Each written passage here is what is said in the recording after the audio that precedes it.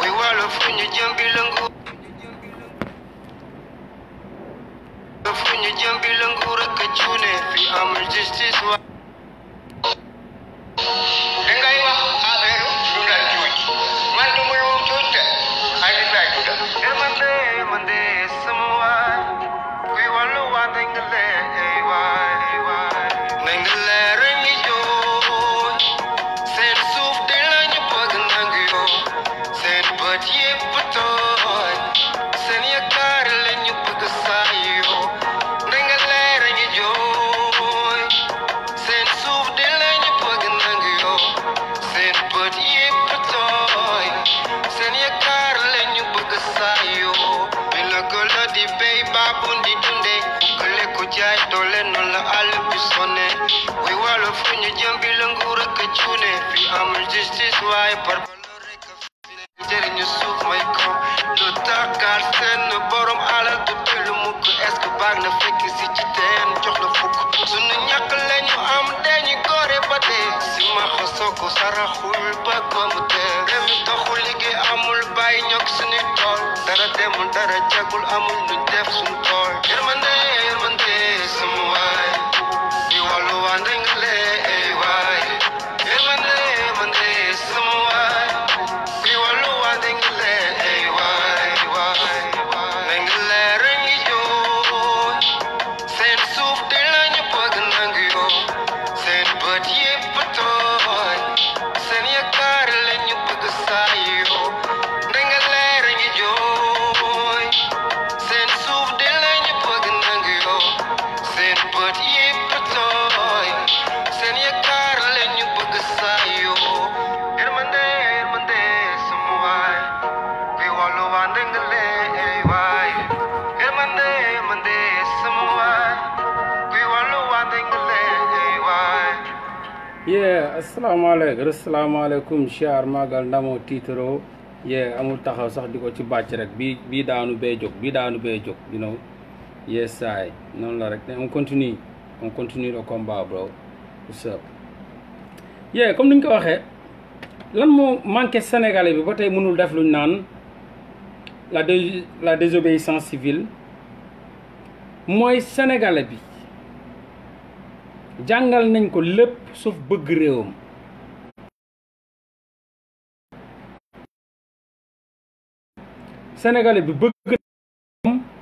sénégalais bi bëgg na këram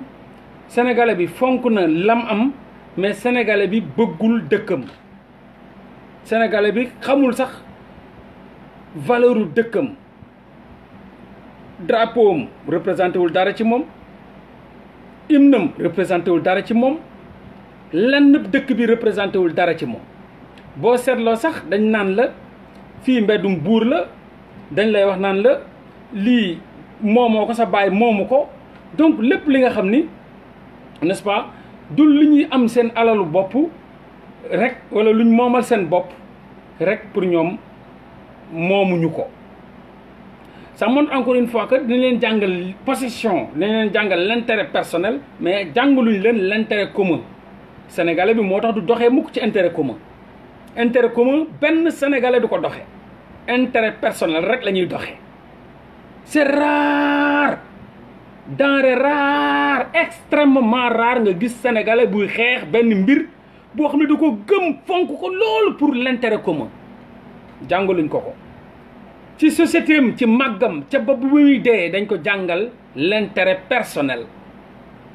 loolu moo waral doo gis benn sénégalais buy fight pour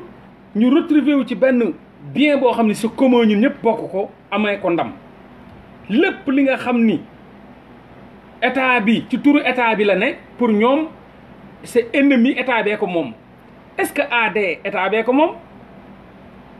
administration kan mooy administration mais yow yaay administration man maay administration kii mooy administration kee mooy administration te bu ñu amee mettit lan la ñuy njëkk a def AD la ñuy taal bu ñu amee mettit lan la ñuy njëkk a def lépp lu nekk ci mbedd mi loo xam ne askan wi ñoom ñoo ko moom ñoom ñoo ko defar ñoom la ñuy yàq bu ñu amee mettit lan la ñuy def te pourtant lépp lu ñuy yàq biis yi public yi la ñuy yàq bu ñu amee mettit lan la ñuy yàq buntu université bi la ñuy damm bu ñu amee mettit lan la ñuy yàq te kenn du ci am mettit dem damm sa buntu kër kenn du ci am mettit dem yàq sa douce waaye lépp luy public rek ñoom pour ñoom loolu état bee ko moom ca la ñuy dem direct dem yàq ji ko. donc jàngal nañ leen tout sauf patriotisme jàngal nañ leen lépp sauf le bien commun se nomme less lépp lu ñu leen jàngal mooy intérêt personnel te si seen i acte nga koy xamee di xam ne sénégalais bi xamul lan mooy un bien commun moom l'intérêt personnel la jiital ci lépp parce que l'intérêt personnel rek la xam ci seen i acte ci seen i jëf ci seen i lépp doo gis mukk l'intérêt commun doo gis mukk patriotisme moo tax man la sur 100 sénégalais kenn la ñuy naatable ni est-ce que patriote la sur 100 sénégalais yi taxaw kenn la ñuy naatable ne est-ce que du ñu ñëw di ko jox de est-ce que patriote la amul lenn lu sénégalais di poser ay actes luy wane ni pour le bien national la pour le bien de tout le monde la mu jaral ko sax sacrifié wu loolu mooy deuxième étape eggul ñu foofu soxlawul sacrifié même loo xam ne da nga koy sacrifié tuuti rek kenn rek moo leen ko jaral mooy intérêt ko muy seen bopp wala muy seen sëriñ wala muy seen papa wala muy seen yaay wala muy seen xarit ku lenn daal lu ñu xaw a lu leen jege loolu rek la ñu mën a sacrifié pour loolu mais pour askan mukk loolu lañ leen ñàkk jàngal moo tax patriotisme mënul am Sénégal patriotisme mënul am Sénégal tout le monde le dit nag Sonko moo may buntu boobu nit yi quoi léegi tout le monde utilise ce terme là 10 ans derrière personne n'osait dire patriote là au Sénégal mais maintenant ku nekk ak sa làmmiñ bu tal làmmiñu bëy yaa ngay yuuxu je suis patriote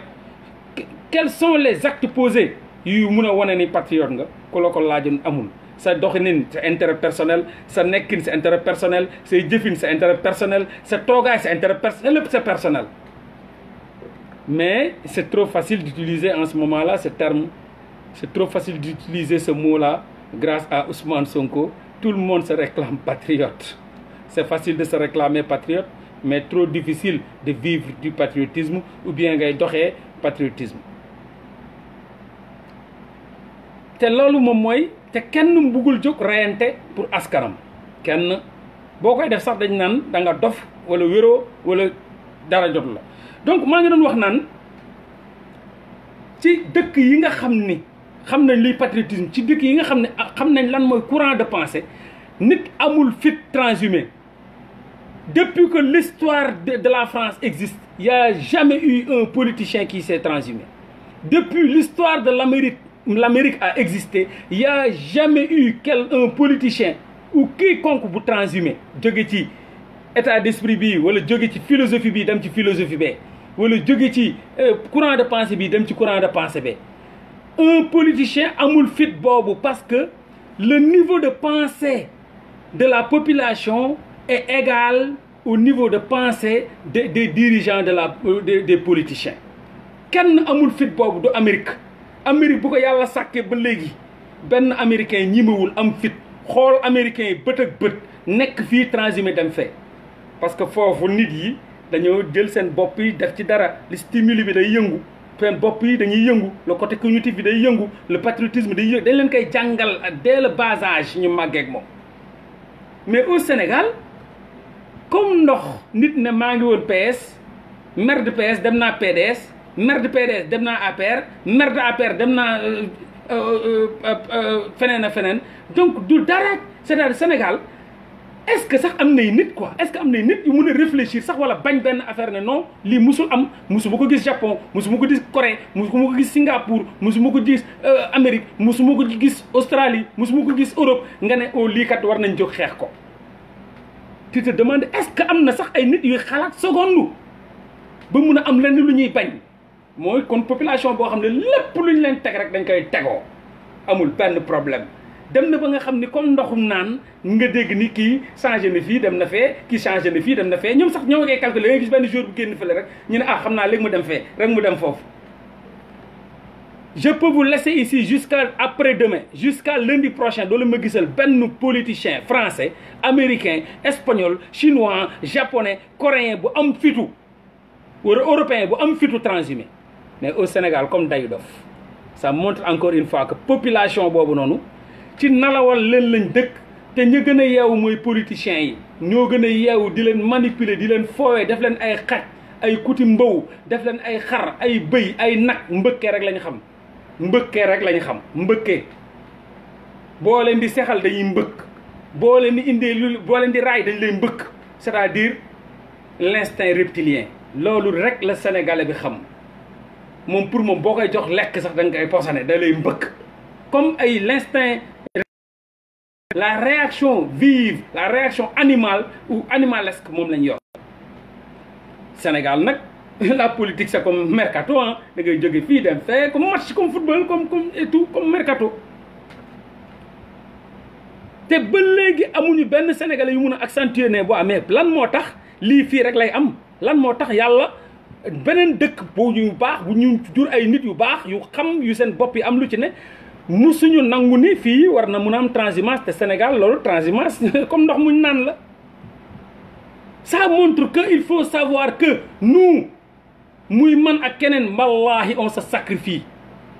peuple bu mel ni Sénégal képp kuy jaayante ngir moom dis-toi que tu es un sacrifié ce même peuple va retourner doon sa ennemi rey la yow rey la soos la lekk la wallahi la azim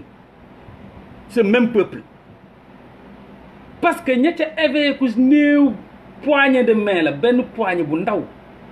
benn poignée la c'est un troupeau de moutons duñu refuser dara lu ñu leen teg ñu tegoo waaw bég lu te bégoo loolu mooy Sénégal la politique est sale mais voilà mooy loolu quoi c'est bien c'est trop bien désobéissance civile nag mënul am ci peuple boo xam ne déjà don de soi boobu mënu ko Sonko vous a dit don de soi lan mooy don de soi mooy nga jaayante sacrifié wu yow pour dara sacrifié wu pour l'intérêt national loolu mooy don de soi yéen ngeen foog ni ay mots ni les gens créent ces mots comme ça là Sonko dafa dem tux benn joint am wala naan benn ataayam bu saf rek ñëw ne leen don de soi mais don de soi xam nga lan mooy loolu mooy jaayante dagg ci sa bopp jox ko askan wi ñu dundee loolu mooy don de soi dagg ci sa bopp génn sa xol dagg ko jox ko askan wi ne am leen man maa leen jox lii loolu mooy don de soi don de soi du leneen li ngay jël ci keneen joxe don de soi mooy jël ci yow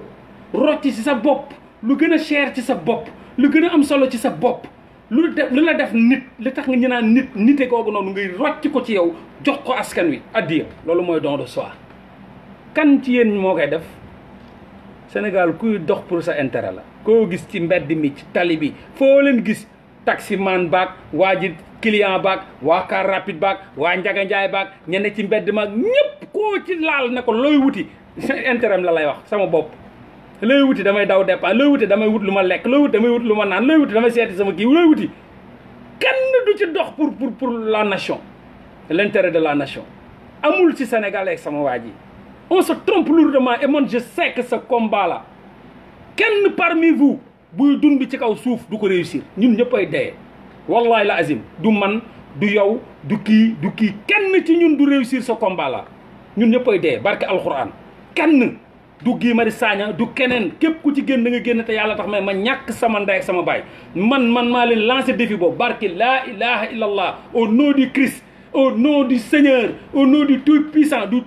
tout puissant billahi kenn ci yéen du réussir combat bi kenn ci yéen du ko réussir parce que kenn ci yéen du seetu xool boppam ne man la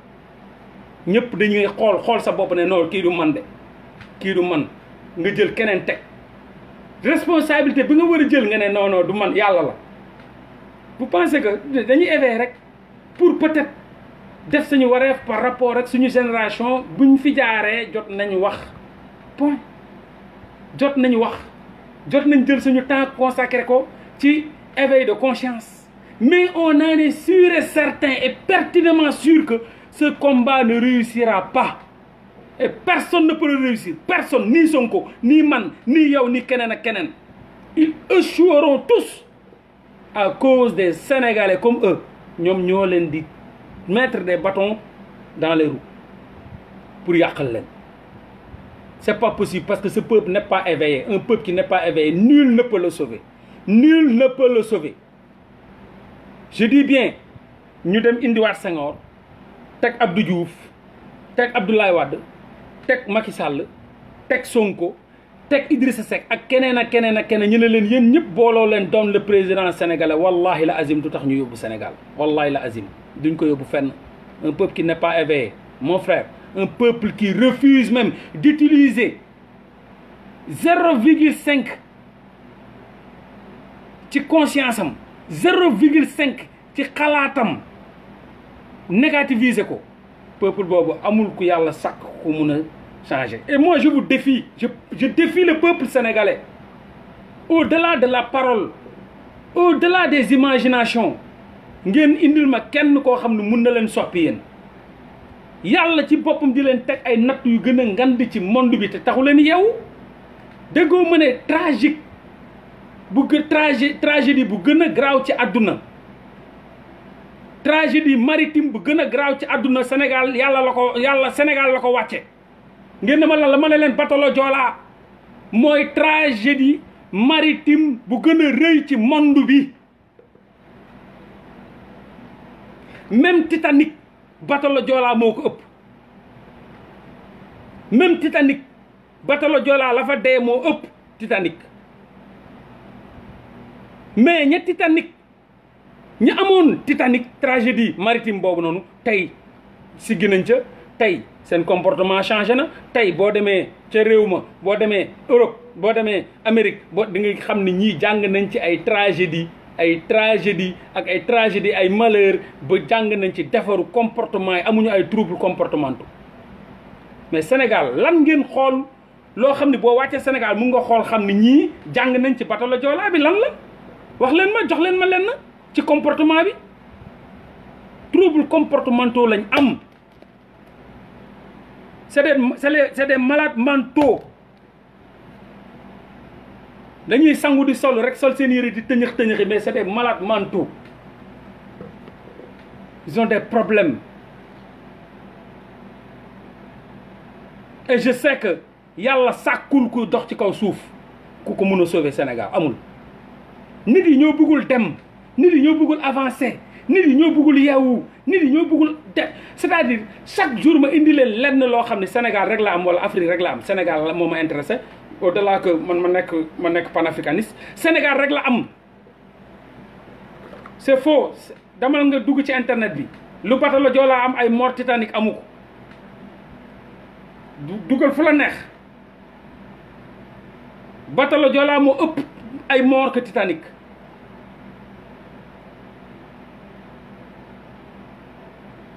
lépp nag lan moo ko waral lenn tey lan laa leen jox transhumance amul fenn ci Europe, amul fenn ci Amérique, mais am na Sénégal comme day dof. loolu lan kan lañ koy teg mais parce que ñu peuple bu ñàkk jom, peuple bu ñàkk fulla, peuple bu ñàkk fayda, peuple bu ñu jàppeewul ay nit yoo xam ne politiciens yi ñoo leen gën a yeewu. peuple boobu noonu sama waa ji pour sauver ko day jafe lool. parce que ku ci nekk yaa ngi dox say intérêt personnel, kenn lijjantiwul kenn, que des hypocrites, kenn gëmul kenn fonkul kenn. na nga bëggee sa bopp boo ko bëggee woon nit ki, na nga bëggee sa bopp boo ko bëggee woon sa sëriñ, na nga bëggee sa sëriñ nga bëggee ko sa dëkk, na nga bëggee sa kër nga bëggee ko sa dëkk, kooku day avancer. mais yow say intérêt personnel rek ngay dox, mais nan nga mën a bëggee sa dëkk? moo tax amul patriote. Sénégal amul patriote. il faut arrêter d'utiliser ce terme. c'est pas pour des Sénégalais, c'est pas pour vous. le blanc ne l'a pas utilisé dugal ko ci dictionnaire am pour yéen. vous n'êtes pas des patriotes, vous êtes loin d'être des patriotes. vous êtes là que pour vos types digestifs, vous êtes là que pour vos pancréas, vous êtes là que pour vous, pour vos intérêts crypto-personnels. loolu kese la que vous soyez hypocrite di gëmloo nit yi li ngeen newul. et on sait que doxu leen ci loolu.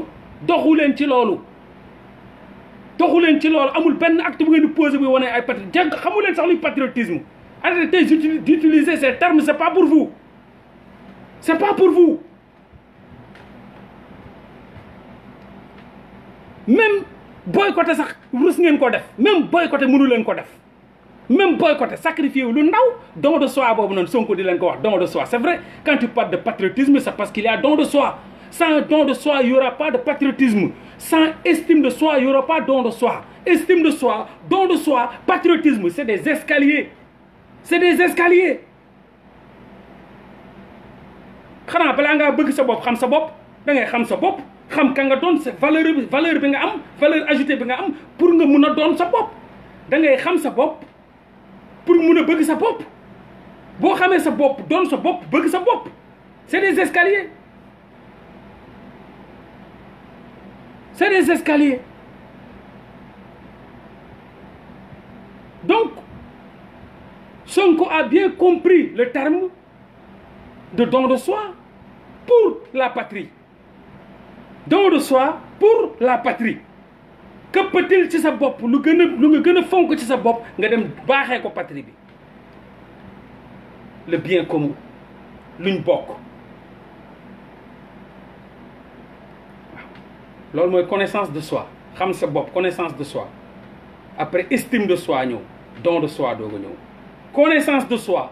estime de soi et don de soi.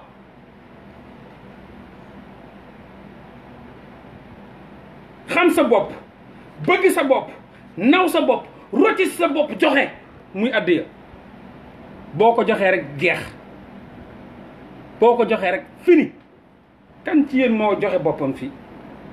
kan ci yéen moo dagg ci lu gën a neex ci boppam lu mu gën a bëgg ci boppam jox ko askan wi toog di ko xool kan ci yéen la kan moo ñi may yëkkati loxo ne man la kan ci yéen moo yeewu suba bu guddi dox ngir askan wi kese ngir askan wi l'intérêt commun kan ci yéen moo koy def kan na ma kenn yëkkati loxoom rek na kenn yab yàlla rek ne man la man maa yeewu suba bu guddi di dox ngir sama askan yëpp l'intérêt général. Merci beaucoup li may wax dama ko xam 1635 morts pour Titanic et plus de 2000 morts pour bateau le Joola. Tragédie bi am ci bateau le Joola ci histoire maritime ci tragédie maritime amul fenn fu ko yàlla mës a wàcce te pourtant ba tey jii jàngu leen ci dara a lan ngeen bëgg nag yàlla tegal leen pour ngeen yeewu ci parce que yàlla dañ ne au grand mot les grands moyens au grand mot les grands moyens mooy tey jii boo amee benn choc physique ku ndóbin rey sa maam foo séenee lu ñuul daw donc choc bu ngay am que ça soit choc culturel wala choc mental choc physique ba ngay am daf la war a tax nga yeewu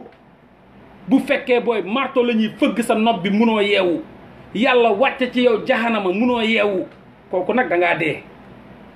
parce que ku dee rek la lépp di tegu ci kawam te du jóg donc le Sénégal est un peuple mort et un peuple mort nul ne peut le sauver je dis bien kuñ teg ci yow batal la Joola teg ci yow naqar di dóor sa nopp bi fëgg ay weñ munoo yeewu ñu këdd la munoo yeewu ñu wàcce ci yow jaxanama munoo yeewu kooku nag tu es mort et nul ne peut te sauver nul ne peut te sauver moo tax ma ne amul kuy dox ci génération bi koo xam ne am na ku fa yàlla wàcc ku ko mën a sauver amul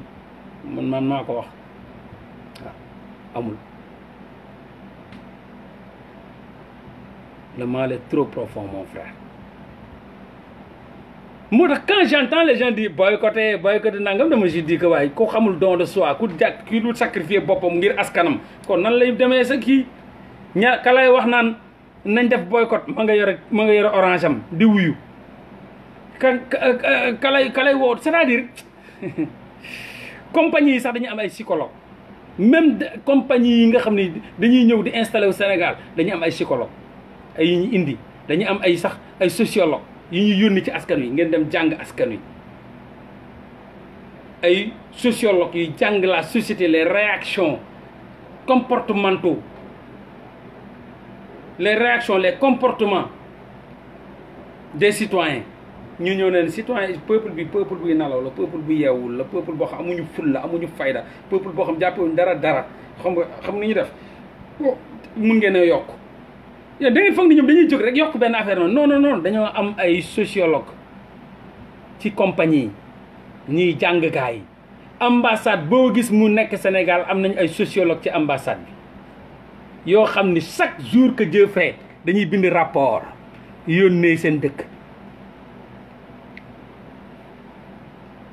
chaque jour que Dieu fait dañuy bind rapport yónnee seen dëkk tey ku bëgg a dem Sénégal da ngay dugg ci surtout ambassade bi rek bind Sénégal mu wax la Sénégal ñu ne sécurité Sénégal un pays dangereux criminalité tel nga dugg feneen gis Sénégal un pays pauvre nit yi dañoo ñàkk lekk ñu naanuñu politique boo duggee ci ambassade ci seen page rek nga laajte bind dëkk boo bind mu wax la lépp xam na la chaque jour que Dieu fait mu am ñu bind ay rapport yónnee seen dëkk boum xamal leen ni dëkk bii dafa amul stabilité boo xoolee fii mooy zone de criminalité yi fii mooy nangam ak nangam parce que ay sociologue ñoo fa nekk ay psychologue moo fa ne ay borom xam-xam ñoo fa nekk ñoo xam dañuy yónnee ay rapport te lépp nag lu tax ma ne la Sénégal ñañu jiite ñoo ñu ëpp bopp parce que ñañu jiite ils ont compris la politique de la manipulation ils ont compris nan la ñuy naxee askan ils ont appris l'ingénierie sociale la manipulation des masses ils ont appris le prince de Machiavel ils ont lu le prince de Machiavel ils ont lu comment dompter un peuple comment détourner les objectifs d'un peuple ñoom dañ ko lire te dañ ko comprendre loolu moo tax ñu mun a manipuler peuple bi comme pas possible léegi képp ki nga xam ne nag am nga li ñuy lire ngay lire boo ñëwee di wax nag dañuy yónni ay chien galeux ay chien boueux leen aller l'attaquer ne le laisse pas aller le divertir ne le laisse pas développer parce que il est dangereux il a compris nos politiques il a lu li ñuy lire il a compris et tout ils ont vraiment lu des livres des bouquins yoo xam ni ils ont trop compris qu'est-ce que c'est l'ingénierie sociale ce que c'est la manipulation des masses ce que c'est le prince de Machiavel mi nga xam ni ça a résumé tout ils ont compris plein de choses yi nga xam ni tey jii comme je dirais dinañ mën a nax askan wi ou bien how to lie the people with the statistics nan la ñuy fenee askan à travers les statistiques moo tax da ngay gis benn politicien bu toog ci télé ndeysaan commencé oui PIB cette année PIB bi dafa yokku dafa développé PIB bi ñu ngi toll ci benn à un niveau de croissance vraiment extraordinaire dans une démographie utiliser des termes yoo xam ni pour réeral askan wi nga xam ne jonguñu seen nalaw doyul dafay yomb trop te ñoom loolu lañ comprendre moo tax politicien bu waxee wolof rek élection présidentielle la mus nga gis politicien sénégalais bu dem campagne di làkk français mus ngeen ko gis mus ngeen gis Abdoulaye Wade dem ci ay gox musa dem ci ay gox di wax ak ñoom français mus ngeen gis Macky Sall dem ci ay gox ci élection présidentielle ci campagne électorale di wax ak ñoom ay français mus ngeen gis keneen ak keneen parce qu'ils comprennent exactement que ce peuple là wolof lañ dégg pour nax leen ci laa mën a wax pour ñu mën ma dégg mais bu weesoo loolu bu ñu ma falee français laay làkk c'est-à-dire bu may làkk français ça montre que waxul pour yéen un politicien qui parle français ne vous parle pas ne vous adresse pas la parole da ngeen ñàkk jom rek di ko wuyu mais il vous adresse pas la parole il parle pour d'autres. Quand un politicien utilise la langue de l'aliénation culturelle, c'est parce que ñeneen la bëgg a adresser la parole, mais c'est pas pour vous.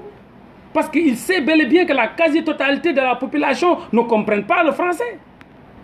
Du suñu papa yi du suñu maam yi du suñu maam yu jigéen yi du si keneen ak keneen. Une population analphabète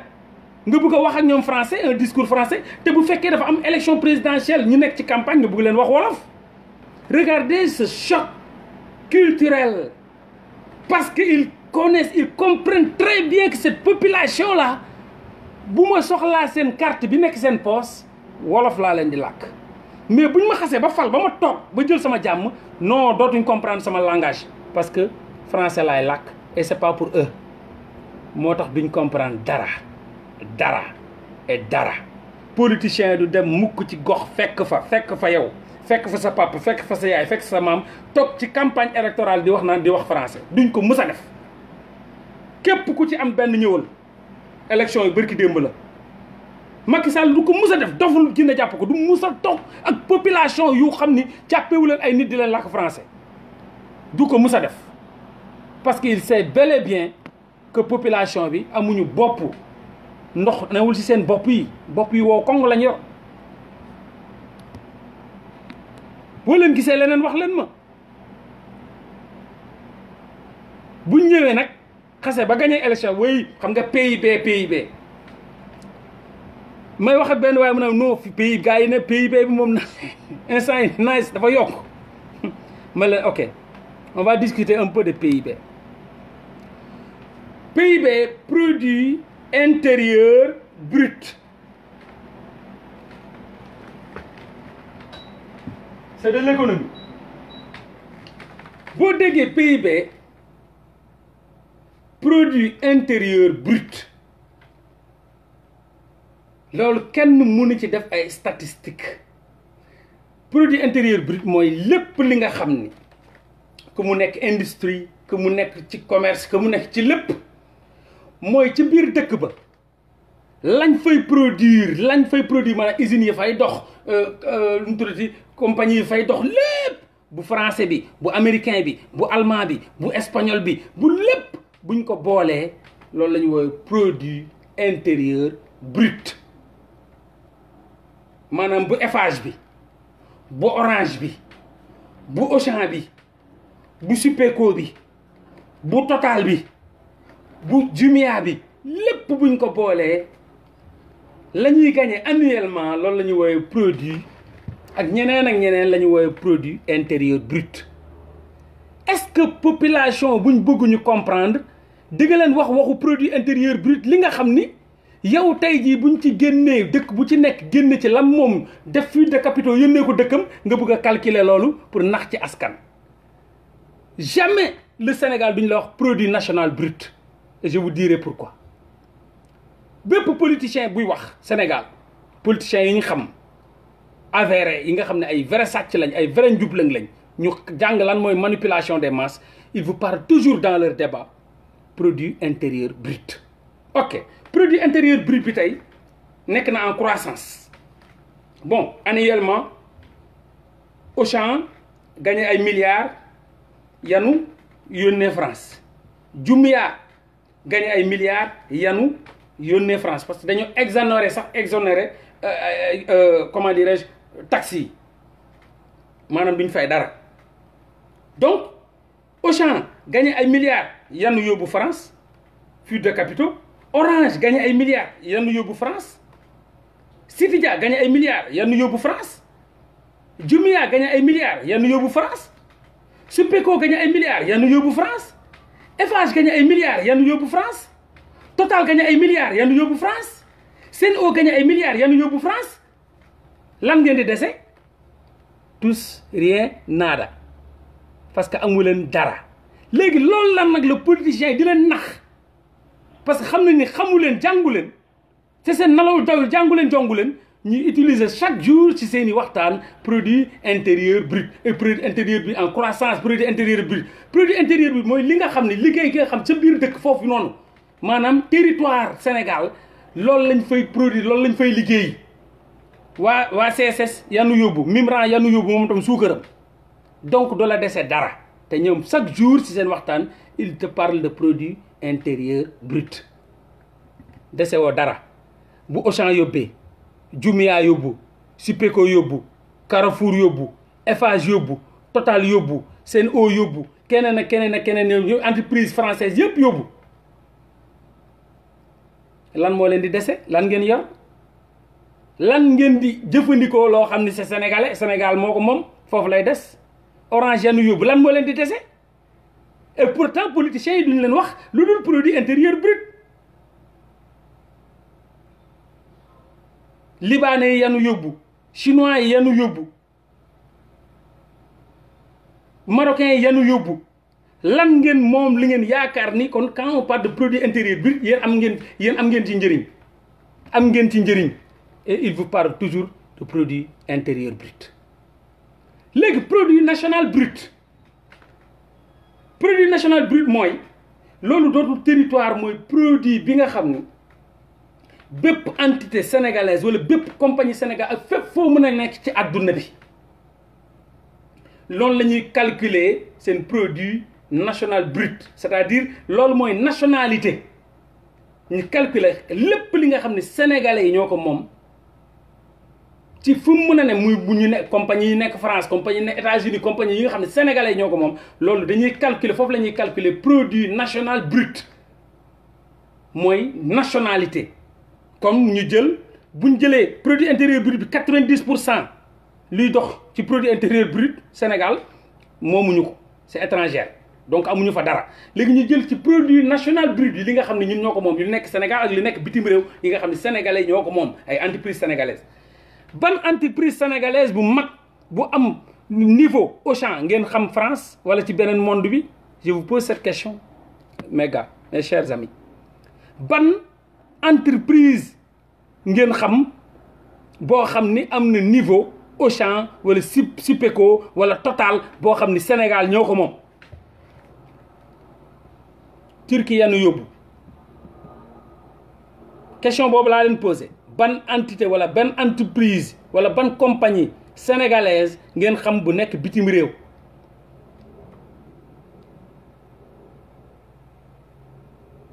amul ça n'existe pas kon donc quand il parle de produit national brut ça n'existe pas amuñu ko loolu moo tax ces politiciens n'utiliseront jamais ce terme de produit national brut parce que amuñu ko amuñu benn étranger benn compagnie wala entreprise boo xam ne mi ngi fonctionné wu États-Unis wala mu ngi fonctionné wu Amérique wala mu ngi fonctionné wu France wala Europe amuñu ko donc ñun amuñu produit national brut PNB amuñu ko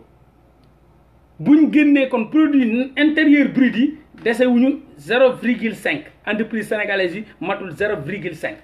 par rapport ak entreprise yeneen yi nga xam ni buñ calculer produit national brut ñoom ñëpp yóbbu produit intérieur brut bi ñoom ñëpp yóbbu donc produit national brut bi amuñu lenn li nga xam ni ay compagnie yu mag yu mel ne ay Orange wala Tigo wala Expresso yu nga xam ni n'est-ce pas ñi ngi ci yeneen dëkk yi di exercer di dugal ñoom tam xaalis bi comme nu Orange di dugalee xaalis France comme ni muy jëlee si xaalis ñun di yóbbu Auchan comme ni Auchan di ko jël Sénégal di ko yóbbu France comme ni ko Carrefour di defee comme ni ko Total di defee comme ni ko Sen'Eau di defee ñun amuñu benn entreprise sénégalaise bi nga xam ne day jël ci fii moom tamit di exercer outside di jël di ko yónnee Sénégal muy produit national brut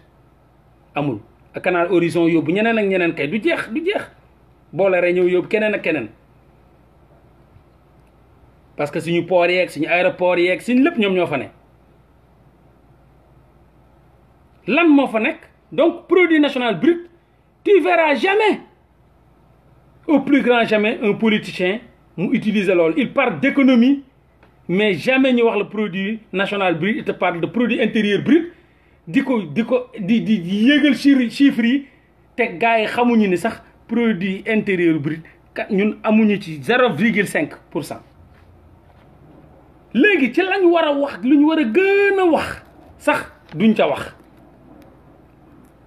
tey comme ni ma leen ko waxee du produit national brut bi mais produit intérieur brut bi bu ñu leen di naxee tamit moom mooy lépp mooy how to lie with the statistics dañ ko jàng ñoom comment mentir avec les statistiques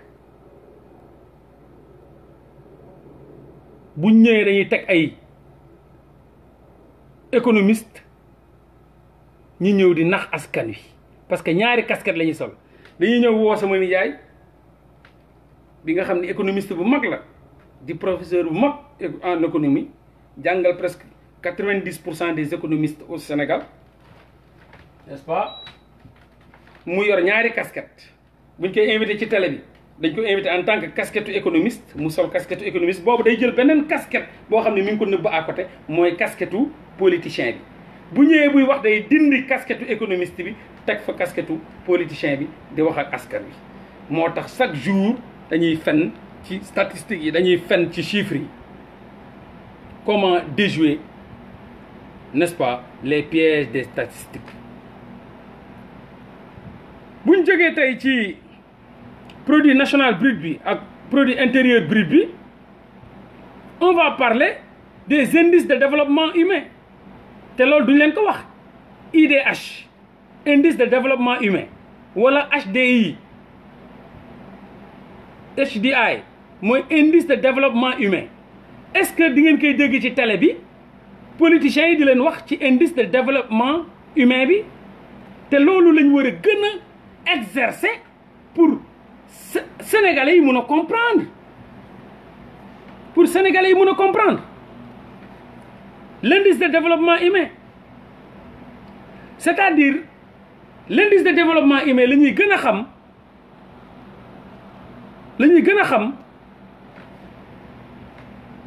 si askan woowu noonu ña ngay lekk ba suur si askan woowu ña ngay dee ci pauvreté si askan woowu noonu amuñu lu ñu dunde si askan woowu am nañ espérance de vie à la naissance ou bien lan mooy seen dund ci ban at lañ mën a dund l'espérance de vie c'est-à-dire seen niveau d'éducation et cetera foofu la ñuy xamee n'est-ce pas niveau de vie maanaam PIB par habitant maanaam sa poche ñaata moo ci nekk par jour lan mooy espérance de vie bi Sénégal boo c'est même pas 50 ans c'est même pas 50 ans lan mooy niveau d'éducation des enfants de 17 et plus loolu lépp nag moom mooy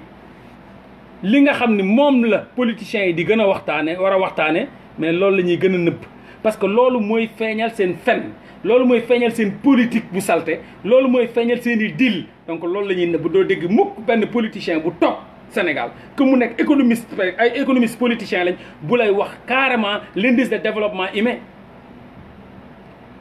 parce que loolu day jóge léegi ci chiffres yi nga xam ni c'est national wala c'est territorial day dem ci nit bi ci boppam direct day indexé nit bi ci boppam sénégalais bi ci boppam lay joxeñ baaraam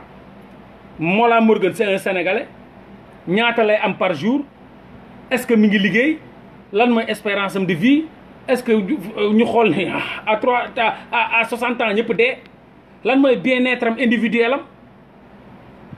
ou collectif lan ñaata lay am ci xaalis est-ce que ñaata médecin la am ci kilomètre carré bi ñaata hôpitaux la am ci kilomètre carré bi et cetera loolu mooy indice de développement humain te loolu la ñuy war comment dirais-je ay FMI ay banque mondiale ay PNUD ñoom loolu la ñuy natt parce que xam nañ politiciens yi mënuñoo nax banque mondiale mënuñoo nax Union européenne mënuñoo nax comment dirais-je PNUD mënuñoo nax FMI donc ñooñu moo tax ñooñu doo leen dégg mukk ñuy wax ay produit national brut wala produit intérieur brut ñoo xam fa la ñuy dem indice de développement humain bi la ñuy dem ca la ñuy xool ne Sénégal c'est un pays corruptible et corrompu ñi ñëw teg statistiques yi bindal la Sénégal un pays corrompu corruptible Sénégal un pays boo xam ni 90% nit yi dañoo lâche Sénégal mooy dëkk boo xam ni dëkk bu salte la dëkku crime la dëkku sàcc la dëkku banditisme la d'état et cetera parce que ñooñu dañuy dem direct ci statistiques yi nga xam ne mooy l'indice de développement humain pour mun a xam société boobu nan la mel si pour mun a xam nan la société boobu di réfléchir pour mun a xam le niveau d'éducation de cette société pour a xam l'espérance de vie de cette société donc l'indice de développement humain day natt juste PIB par habitant nit ki ñaata lay am nit ki santeem environnement am ñaata hôpitaux ñoo ci ne ñaata dispensaires ñoo ci ne est-ce que bu feebaree dina mën a faju est-ce que moom dina am 500 francs par jour wala 250 francs par jour ñoom noonu la ñuy nattee loolu moo tax chiffre banque mondiale yi di wuteeg duñ la ko mus a wax chaque jour bu politique amee problème Sénégal rek débat yi commencé tàng rek c'est parce que chiffre yi moo génnee Banque mondiale wala chiffre yi moo génnee FMI wala chiffre yi moom moo génnee PNUD et cetera ñu commencé tiit di jàq gars yi jël dossier bëgg a yóbbu ci télé yi bëgg a wax ñu commencé di leen contrer di leen saaga ay ndey yàq débat bi détourner débat bi pour bu askan wi yeewu pour bu askan wi comprendre parce que chaque jour que Dieu fait Amnesty International mooy génn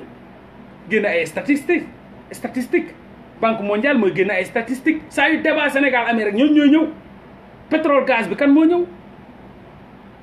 waa BBC ñoo ñëw jóge Angleterre pour mun a susciter un débat d'idées au Sénégal heure bu débat d'idées amee rek ci benn connaissance rek nasaraan moo ñëw rek dugal ci loxom pour yëngal bu yëngalee rek affaire ba yëngu ku ne di daw di wut foo jàpp di wëri mystique woo sa sëriñ waaye defal ma ay ñaande gars yi nee nañ lii gars yi nee nañ laa mais tout est corruptible et tout est corrompu te doo dégg mukk ñu utiliser ces termes là pour yee askan wi moo tax ma ne le politicien Sénégal bu jàkkaarloo askan buy waree politique olof lay làkk buñ ko falee mu sànni fële olof ba di làkk français c'est extraordinaire c'est catastrophique sénégalais yi ñàkk nañoo yeewu ñàkk yeewu di nelaw profondément ba nga xam ni te politiciens yi ñoo leen di yóbbu ci loolu parce que politiciens yi bëgguñu ñu yeewu bëgguñu ñu comprendre bëgguñu xam dañ ne kuy aj bëggul kuy teen no bëgguñu ko comprendre ba yee askan wi ils feront tout pour l'éliminer le plus rapidement possible parce que am na fitu wax lu mu comprendre voyager na il a compris la géopolitique ou bien la géostratégique il a compris l'économie c'est-à-dire il faut être autodidacte c'est-à-dire man j'ai pas besoin d'aller à l'université et d'apprendre l'économie pour comprendre l'économie c'est juste la géopolitique m'a appris l'économie la géostratégique m'a appris l'économie mes voyages m'ont appris l'économie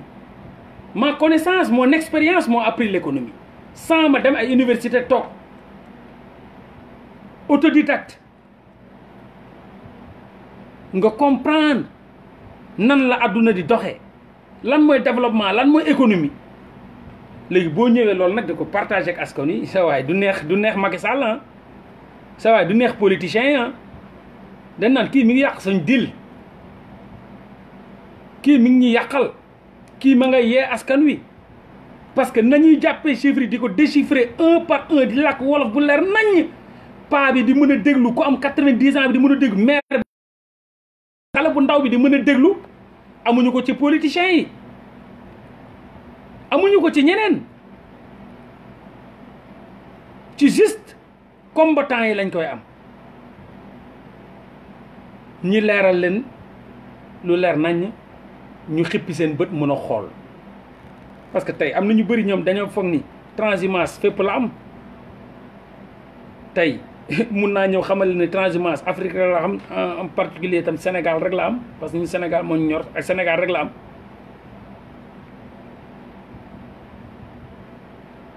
il faut que ñu comprendre ko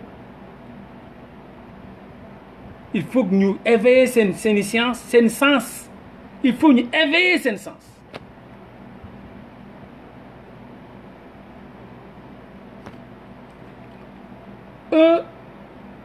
comme nu ma ko mën a waxee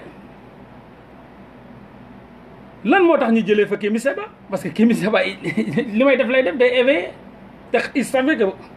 Kémi Séba est un danger public pour eux il fallait l'extrader pour mun a amaat benn liberté ak benn assise pour mun a continuer nax askan wi parce que au moins mi ngi doon dajale si vous vous souvenez Kémi Séba 5000 francs la taal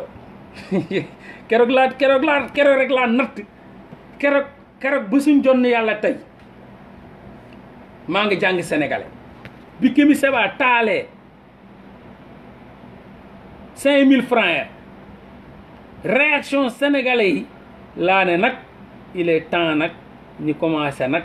dem gëstu ji l'homo sénégalensis nu sénégalais di xalaate ni sénégalais di gisee ni sénégalais di actionné ci laa ko commencé ba suñu jonn yàllay tey parce que dama toog ñi dégg ñi naan Kémi Séba dafa réew Kémi Séba 5000 francs waru ko taal am sama benn rakk ma toog ci waxtaan ak moom mu ne ma Gilles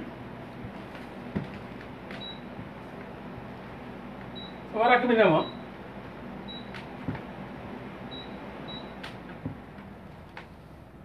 Kémi Séba dina torox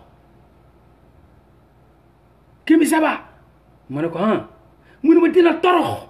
ma ne ko lu tax xaalis lay lakk kooku dootul amati ba addunaam di tukki day torox ma ne chou man sama affaire yi ndakati fii laa ko war a commencé ah ci biir kër gii laa ko war a commencé doog a génn ci mbedd mi nag éveil de conscience bi nag ah balaa maa dem di wax ak keneen war naa ji liggéey fii lu leer nañ balaa maa génn di wax ak nit ma ne ko Jules Kémi Séba nan lay toroxee xaalis kenn du ko taal xaalis dañ koy sargal dañ koy ma ne ko ok xaalis lan la xanaa du kayit la mais xaalis def kenn du ko taal Mor xam naa li ma la wax bàyyi li werante xaalis kenn du ko taal ma ne ko ok xaalis bu mu taal nii France lañ ko defaree ay nit a ko defar France buñ ko defaree duñ ko utiliser ña koy defar mosuñu ci jël 1 franc jënd ci dara caaf sax mënuñu koo jënd c'est-à-dire c'est 10 000 francs yow ñoom mënuñu ci jënd caaf mënuñu ci jënd café bu fukki dërëm France lañ koy defaree est-ce que xam nga du sax xaalis est-ce que xam nga du xaalis bu yàlla defar est-ce que xam nga du xaalis bu wàccee ci àdduna wàccee ci asamaan di wàcc di taw ab këyit bu ay nit defar yow nga defar sa këyit def ci say affaire imprimé def say affaire def say couleur def say lépp valoriser ko man ma taal ko ma torox comme si loo xam ni ci asamaan si la wàccee yàlla moo koy taw wala yàlla moo ko créé moom moo ko indi mu ne ko Jules non mu commencé di déglu mu ne ko Jules defal attention xaalis taal ko taxul torox ku la xamal loolu foo ko jàngee ci alxuraan wala ci bible wala ci Torah wala ci injil fan nga ko jànge que xaalis ko taal day torox mu ne ko au delà de ça sama rak mu bokkal ndey ak baay mu ne ko au delà de ça est-ce que xam nga ni xaalis boobu noonu Kémi Séba moom rek la yoroon da ko waroon passé parce que j'étais là-bas 5000 francs boobu la yore woon pour passer ko retour mu taal ko parce que c'est symbolique day signifie ay symbole de la dépendance la symbole de l'ingérence la symbole de l'esclavage la symbole la yoo xam ni le colon moom la yónnee ci c'est colonisé pour mun leen gën a di jàpp maanaam di leen takk chaîne di leen mën a lonkal chaîne bi pour mun la di contrôler mu valoriser ko par rapport ak yow ni nga xam ne doo xalaat doo gis doo analyser yëg moom xaalisam bu moom fonk ko ëpp na sa xaalis 690 benn euro bu ndaw égal 699 virgule presque 700 benn pound égal 700 et quelque moom bu indee benn euro rek mun na jënd paanu café te moom benn euro benn kaasu café bu ndaw la guux mu jeex munu ko bokk kenn mais bu indee benn euro yow sa biir réew moom mun na ci jënd 50 kaas séddale leen ko juste ay symbole de l'impérialisme la symbole de la dépendance symbole de l'ingérence et de l'esclavagisme ma ne ko kon symbole de l'aliénation boobu la taal guerre psychologique la du ay caaxaan maanaam dafa laal seen kalpe dafa taal seen kalpe 5000 du dara mais dafa symboliser lu rëy loolu la taal mooy symbole de l'aliénation de la dépendance de l'ingérence des lobbies de l'oligarchie loolu moo tax ñu porté ko plainte loolu moo tax ñu porté ko plainte pour topp ko parce que dafa taal seen drapeau dafa taal seen saaga maanaam saaga bu ñu lay saaga chaque jour moom la taal Jules commencé di ma déglu nag ah oui ah d'accord bu nekk ma explique ko ci ba mu leer mu ne ah d'accord boobu laa ko gëj a dégg mu wax ni xaalis bu mu taal day torox mais au-delà de mon frère ñeneen ñu ne Sénégal bëri comme ñu mel ni sama frère bi bëri Sénégal ku ne di wax maam Ngor génnee fële moom maam Ngor Jasaaka waaw sa mbo man Kémi Seba dafa réew na taal passeport am xaalis bi la taal waru taal xaalis bi na taal passeport bi xam na français la da ko war a taal da ko war a nga gis même ay chanteurs seen chanteurs yi seen représentation sociétale yi ndax génn di wax waxi dof ay wax yu je me suis dit que n'ont pas compris quoi ma ne ko kii cause sociale la porté benn cause sociale bu am doole la porté li mu taal nii dafa am solo benn saaga la maanaam ku la saaga ndey mu laver l'affront ci lañ ko fi jëlee Sénégal xam nga ni kon loolu am na doole la mu wax la mu taal noonu kus néew waxul de boole ci dafa jël rek abal leen ma briquet ñu abal ko ne taal ci lañ ko fi jëlee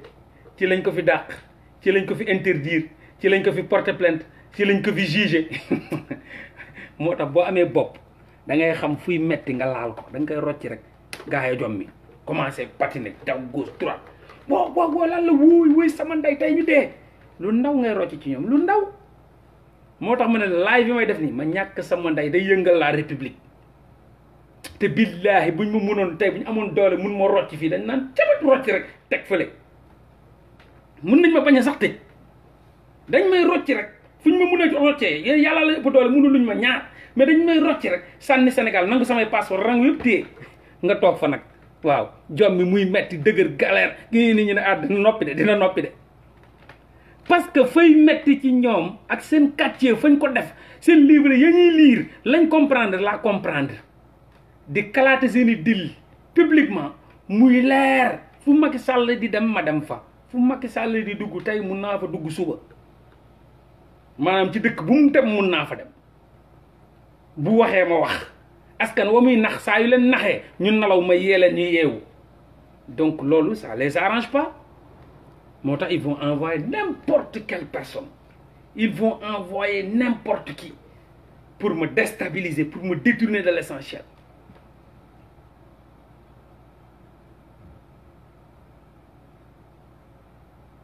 mais voilà en tout cas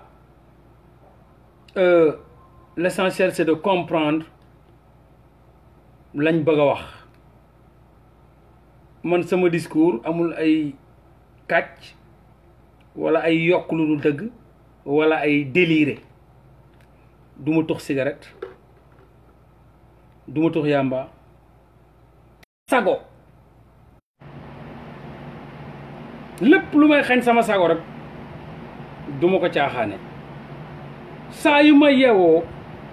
sama combat mooy lan laa war a yokk ci sama xel lu ma xamul woon lan laa war a yokk ci sama xel lu ma xamul woon démb loolu mooy sama challenge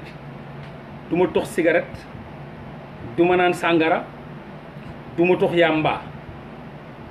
te damay jàpp di julli fonk sama diine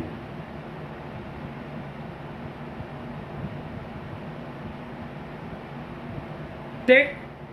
saa yu ma yeewoo maa ngi jéem a xool lan laa mun a yokk ci sama xam-xam lu ma xamul woon démb soit ma liiri livre soit ma génn dem jàngi ay mbir soit ma dajeek ay nit waxtaan sama débat lépp ci ay débat d'idées la bu ma la tegaloon fii samay waxtaan nga xam ni sama débat lépp ci ay débat d'idées la nekkuma ci ay délire tàggoowuma ak sama sago caaxaanuma foowuma te wutuma lu neex doomu aadama ba kay fenal wala yokk je te dis bien saa yu may live waa dig dañ may suivre am naa fay fans ils me suivent bien am naa ci sax ay amis policiers yi dañ may suivre gendarme yi dañ may suivre pénitenciers yi dañ may suivre palais dañ may suivre bien bon parce que kay seetaan fii nii di sama nijaay ma ngay seetaan nii bu mu duggee gis naa ko mi ngi seetaan nii palais la ne PCA la di ànd ak Macky Sall nekk best gaynam donc nam ma seetaanee te nekk PCA nekk palais nekk best gaynam ak ñeneen ñi ngi dugg fii ak yeneen compte di ma seetaan parce que xam nañ ni kay wax dofut jinne jàpp ko la mu xam ak la muy wax xam na bu baax fan la ko teg ku conscient la ku maîtriser li muy wax la te ku xam li muy wax la te ku mën a yee askan la te buñ deful attention nag nu mu mën a yee dina ko yee loolu kese moo ci nekk démb Pape Alé Niang maa ngi koy remercier de passage xaw ma Pape Alé Niang dafa amoon réunion bu mu nekkoon ak benn copain ñiy waxtaan ci man Pape Alé Niang di waxtaan ci man copain bi bu mu ko waxee ne ko xam na ma def na ko non Mollah la ñuy bëggee fii Mollah gars yëpp Pape Alé Niang ci boppam Mollah la ñuy bëggee fii tout le monde Mollah mais présenté ma ko copain bi ne ko mais kon yow xamante woog moom mu ne ko déedéet ñu jël seen téléphone essayé di ma woo boobu maa ngi woon ci waar wi parce que man dégg ma ne la aw ma ñetti choix saa yu ma yeewoo maa ngi ci sama waar saa yu ma yeewoo maa ngi ci sama diine saa yu ma yeewoo maa ngi ci sama recherche de connaissance perpétuelle recherche de connaissance caaxaan ya nit yi nekkee nekkuma ci foo ya nit yi nekkuma ci mandigeeg nalaw gi nit yi nekkuma ci lenn rek laa xam ni mënuluma ko sama bopp rocc ko mooy nalaw parce que nalaw rek laay perte ci nalaw rek laay perte connaissance ci nalaw rek laa dul xalaat ay gént laay def ci nalaw kese laa dul xalaat mais ba bu may toog bu may live bu ma coupé bu ma ne lépp ci xalaat laa ne ci ay liirum lecture ci ay et cetera ci ay gëstu waxtu julli jóg dem nekk ci loolu laa ne man new ma ci caaxaan parce que bu saa yu nekkee maa ngi yeewu pour def benn challenge ne politiciens yi waruñu ma gën a yeewu politiciens yi waruñu xam lu ma xamul politiciens yi waruñu ma mun di nax loolu rek laa bokk ak yéen temps bu ndaw bii kese laay jël sacrifier ko pour bokk kook yéen Pape Alé Niang ne ko woo ko ils ont essayé de m'appeler woo nañ ma ba tàyyi ba ma wàccee liggéey ñibbi laay woo copain bi parce que gis naa appel manqué yi mu ne ma Pape Alé Niang moo bëggoon wax ak yow dama dajeeg moom mu ne moom da lay bëggee moom Pape Alé Niang ne man damay bëggee Mollah Morgun ak ñëpp ñu ma nekkal ils aiment Mollah Morgun tout le monde parle de Mollah Morgun et j'ai envie de lui parler waxtaan ak moom xaw ma ko te miinante wuñu ils m'ont appelé sama copain bi ne ma loolu moo tax ñu la doon woo man ak Pape Alé Niang ñoo taxoon dafa bëggoon wax ak yow et je pense bien qu'il m'avait envoyé même un message parce que boobu dañoo woo ba sonn jotuñu ma mu ne ma Pape Alé Niang laa nekkal mu ne ma dafa bëgg a wax ak yow donc pour wane ni ñun newuñu di délirer te waruñu kenn forcé wuñ dara lañ ne ci dëggal xàq bil xàq lañ ne amul benn intérêt ma ne Macky Sall may déglu te déglu ma ku yee Macky Sall dafa ma gën ci ndey wala ci baay pourquoi may forcé Macky Sall may déglu te dégluwu ma ban njëriñ la ma amal fenn am ci ay bàkkaar ndax la Macky Sall may déglu un ancien spermatozoïde futur cadavre qu'est-ce que je gagne dans tout ça si Macky Sall m'écoute qu'est-ce que je gagne dans tout ça s'il m'écoute pas qu'est-ce que je perds dans tout ça c'est pas intéressant il ngeen xeeb sa bopp mooy nga dégg nit naan kii mi ngi may déglu nga tiit parce que da nga jàpp ni moom yàlla la wala yenent la man yàlla déglu ma moo ma gënal Macky Sall déglu ma man yenent bi sallallahu alayhi wa sallam déglu ma moo gën Macky Sall déglu ma wala may wax yenent bi ne dëgg la wala yàlla ne dëgg la kii du ma ko toppee dara baax dëgg la moo ma gënal man Macky Sall ak baayam ak maamam ak képp ku mu àndal déglu ma lu leen ñoruma ca la ngeen di doxuma ca te seeni xalaat ya ngeen yor ba suufeel seen bopp ba nga xam ne jaru leen dara ci kanamu ñooñu man nekkuma ci Macky Sall ñeewuma ko du dara lu dul ab sàcc ñëw toog ñu teg ko fi mu fen askanam trahir askanam sàcc alalu askanam kooku ñeewuma ko bu ma dégloo xayrun bu ma dégluwul xayrun dama ko wut dama ko lijjanti daf maa saf exemple ban njëriñ la ma amul pour Macky Sall déglu ma ban amul kuy dox fii Sénégal ku Sénégal intéressé ku may dul déglu ba ci Ousmane Sonko mi ngi may déglu ku ko jege moo woo na Ousmane mi ngi lay remercier la nga def rafet na dégg na sa débat ba ngay wax ci lu mu tuddati waajooju noonu restaurant bi Mame Ngor Diazaka ku jege Ousmane Sonko ne ma bugg naa sax ngeen waxtaan ma ne ko saa yi jotee rek incha allah mu ne ma dégg na sa débat il t'écoute ku jege Ousmane Sonko l'un de ses bras droits ne ma mi ngi lay déglu ba déglu na sa débat bi nga def c'est intéressant ci Mame Ngor Diazaka li muy def noonu ay manipulation yooyu muy def vous pensez que ñoom ay extraterrestres lañ vous pensez que ñoom amuñu portable vous pensez que ñoom amuñu internet vous pensez que ñoom amuñu idéologie vous pensez que ñoom ay dëmm la ñoo xam ne ñoom dañuy toog fu ñu toog rek làqatu ne non du ma déglu kenn non man dëmm laa man jinne laa extraterrestre la vous vous trompez c'est des personnes simples comme yow am tànk am loxo am nopp am bakkan baat bët gémmiñ am xab di bëgg a déglu ñëpp c'est des sénégalais avant et sénégalais après léegi lan moo leen may ba nga xam ni ñuy déglu benn waay bu nekk fee di wax adduna bi yëpp di ko déglu nga ne kooku ne la kii def may déglu nga non déglu wu la de il est kii bu ma déglu kan lay déglu tu penses que nit mun na yor nguur di yàq di sàcc di troubler ab nit ñëw di ko kalaate koo xam ni di waxee xam-xam ngeen ne kooku du ko déglu mais il faut être bête il faut être trop bête pour dire que waa ji mun du ko déglu bu ko déglu ku muy déglu te mu wóor que ni kii danger la ci nguuram te mu wóor que ni kii mi ngi éveillé askan bi nga xam ne moom la leen di nax te ci nalaw askan woowu lay jëriñoo donc voilà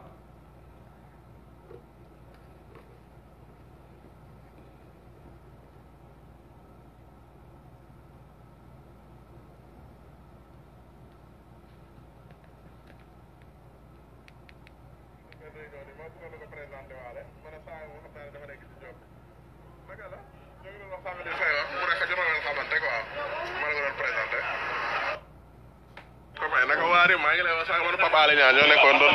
tudd benn réunion ni ma bëggoon la ko présenté waale ma ne saa yoo xam naa ne dafa nekk ci job bi naka la ñoo ngi doon wax sànq ni say wax mu nekk jotoo leen xamante quoi ma la ko doon présenté. Ils étaient là ils discutaient Pape Alé Niang voulait me parler na ko kii ñun gars yëpp dañ koy bëggee moo la bien écouté et très bien écouté et très bien respecté. Il débat sur des arguments solides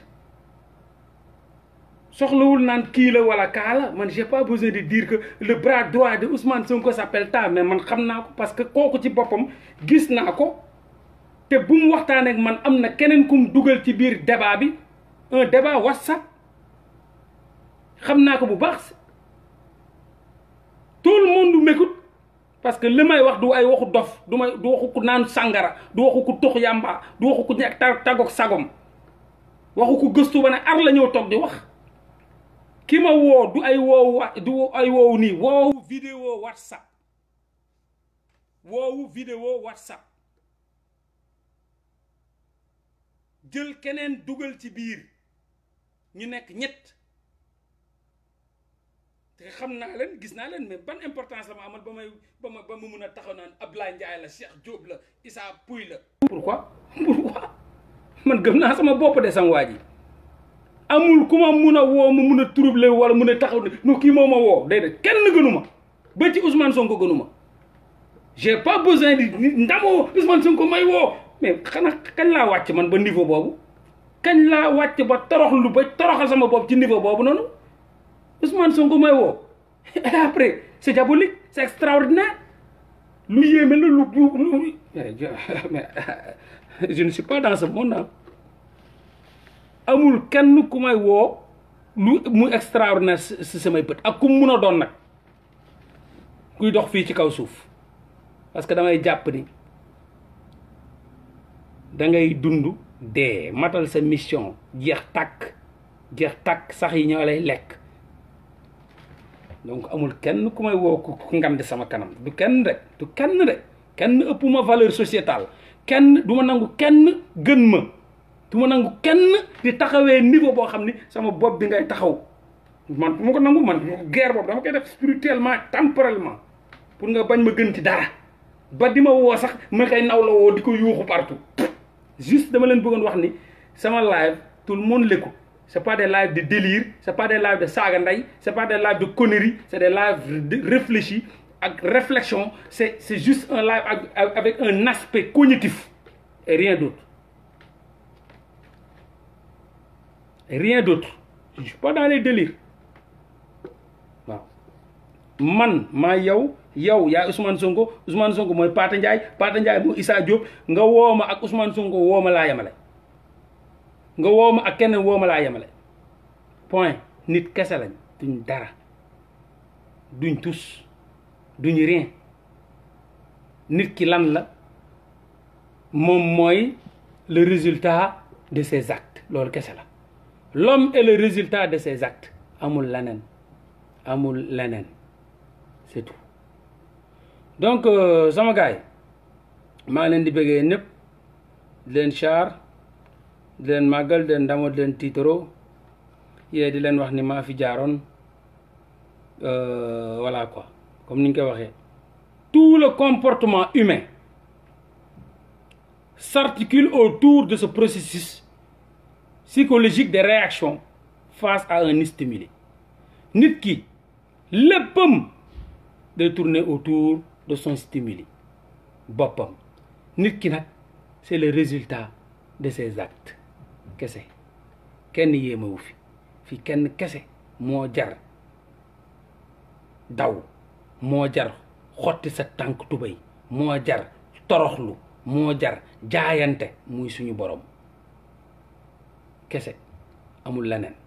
bu la kenn woo ba nga tiit bu la kenn kobos ba nga jaaxle bu la kenn gi ba nga tàggoog sa sago parce que un jour viendra kenn du ñëw ku dul yàlla rek suñu borom taxaw nag waaw malaaka yi taxaw gaa yi wër la waaw di la laaj duñ ne la man sonko ka nga ne alaahu sonko rabbi déedéet man rabbuka la lay wax man nabiyuka ma kitaabuka la yàlla di wax mais man sonko wuka man maki wuka doo ko dégg de boo yaakaare ne adduna bii da nga ca war a def dara pour calculer keneen ak keneen perte nga defal te yàlla tax jëfal lu rafet te yàlla tax doxal ci dëgg te yàlla tax yow mal xiyaamati yow ak yàlla kese kenn du la sauvé ñu tegal la say jëf l'homme est le résultat de ses actes yàlla ne la l'homme est le résultat de ses actes kaay nag ñu évaluer say actes ci kaw suuf kon lan nga war a def parce que da ngay calculer kenn lan nga war a def parce que dama war a def lu rafet parce que kii def lu rafet non da nga ko war a def parce que mooy sa wareef jëlal loolu ngir yàlla def leen ci seen bopp yi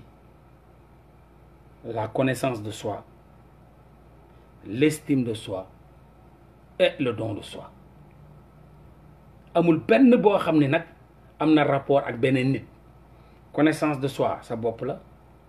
l'estime de soi sa bopp la don de soi sa bopp la boo ko defee nag dina amal ñeneen njëriñ dañ ne deviens lumière et tu transformeras les autres sans le savoir deviens lumière et tu transformeras les autres sans le savoir loolu la ñu wax deviens lumière et tu transformeras les autres sans le savoir maanaam fexeel doon lumière takk leeral doomu aadama yi ña dox jàll saa nga yëgal ko sa bopp deviens lumière et tu transformeras les autres sans le savoir adduna bi combat bi mooy fight ba doon lumière à la lumière de Dieu wasalaam puissance and peace out.